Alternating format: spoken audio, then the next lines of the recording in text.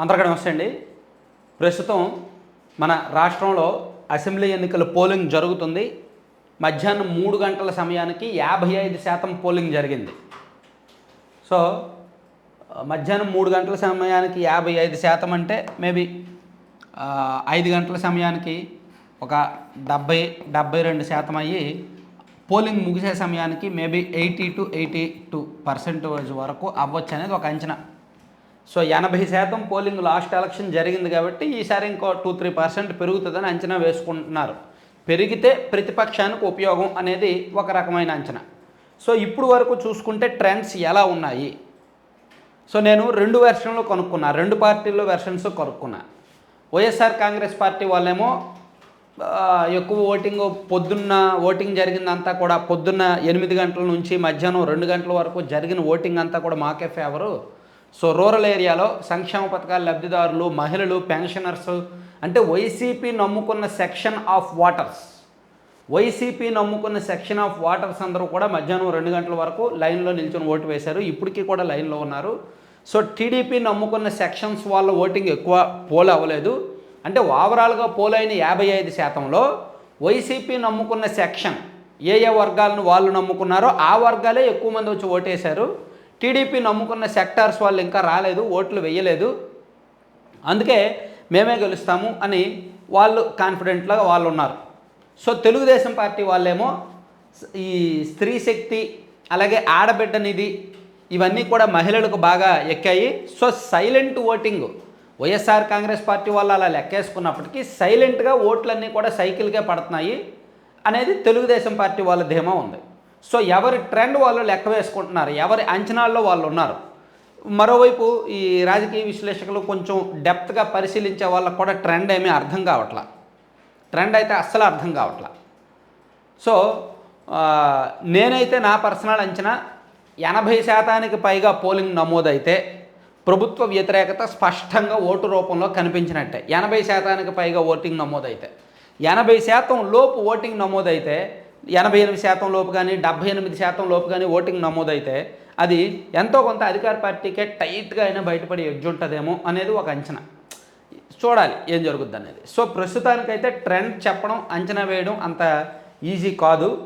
మనం ఇప్పుడు కొన్ని జిల్లాల్లో చూసుకుంటే, కొన్ని జిల్లాల్లో మధ్యాహ్నం 3 గంటల వరకు జరిగిన పోలింగ్ పర్సంటేజ్ని ఒకసారి చూసుకుంటే మీరు కూడా చూడొచ్చు. టర్నౌట్ అని ఒక మొబైల్ యాప్ ఉంటుంది.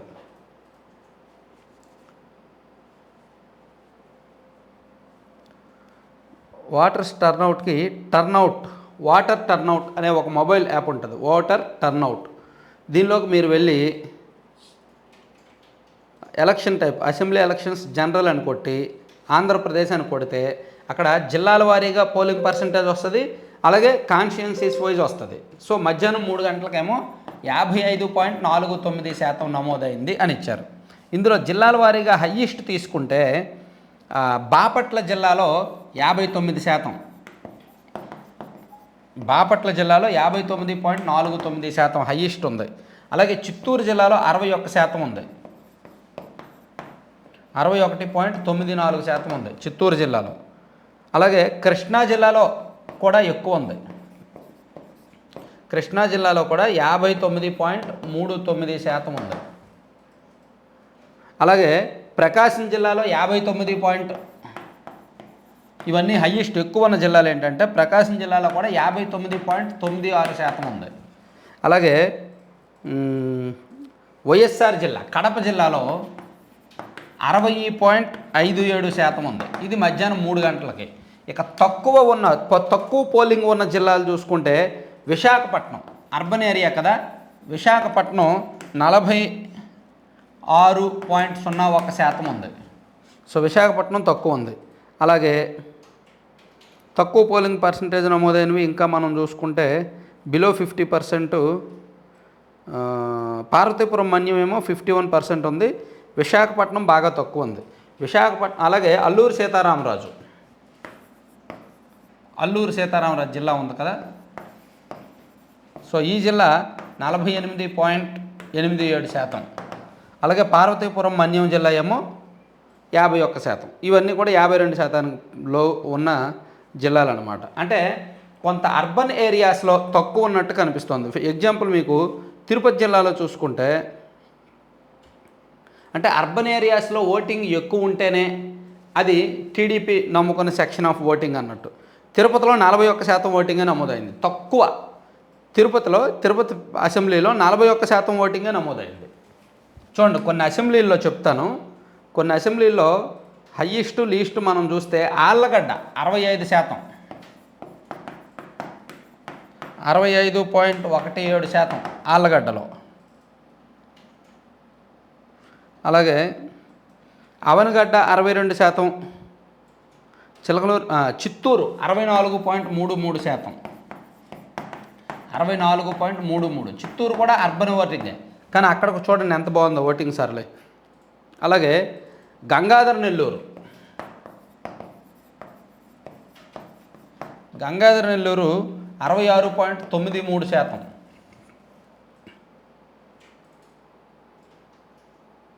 జమ్మలమడుగు 64.6%,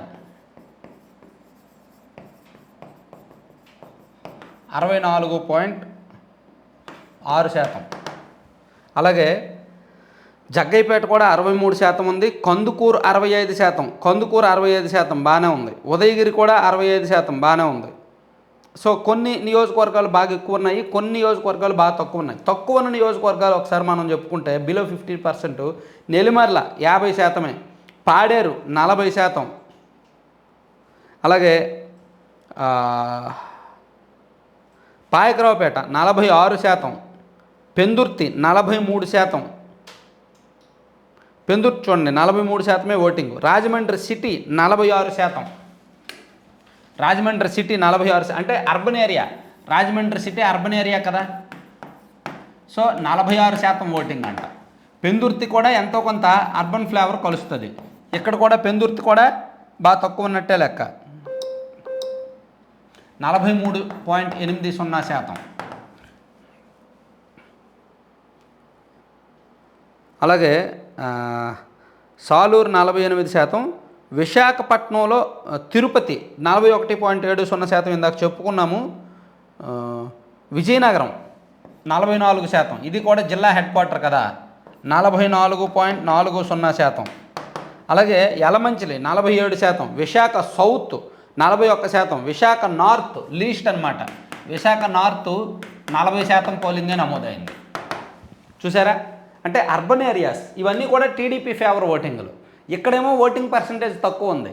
రూరల్ ఏరియాస్ ఏమో కడప, చిత్తూరు లాంటి జిల్లాల్లో ఏదైతే వైసీపీకి ఫేవర్ ఆఫ్ ఓటింగ్ ఉందో అక్కడ ఓటింగ్ ఎక్కువ ఉంది. సో దీన్ని బట్టి మనకి ట్రెండ్స్ అర్థం చేసుకోవచ్చు.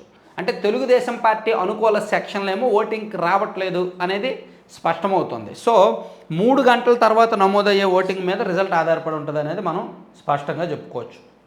Thank you.